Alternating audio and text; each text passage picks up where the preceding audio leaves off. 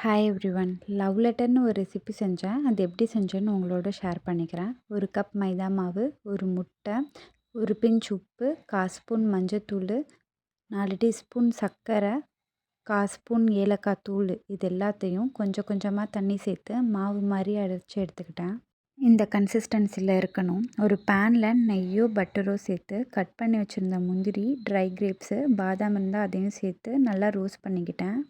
1 cup துருக்குன தேங்காயும் எடுத்து அதோடு சேர்த்து நல்லா கிளறி ரோஸ்ட் பண்ணி எடுத்துக்கிட்டேன்.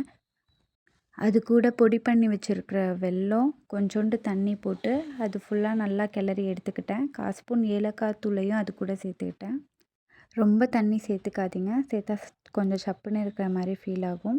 ரெடி பண்ணி வச்சுருந்த அந்த தோசை மிக்ஸை தவாவில் போட்டு தோசை மாதிரி நல்லா ஸ்ப்ரெட் பண்ணிக்கிட்டு 2 பக்கமும் நல்லா ரோஸ்ட் மாதிரி பண்ணி எடுத்துக்கிட்டேன்.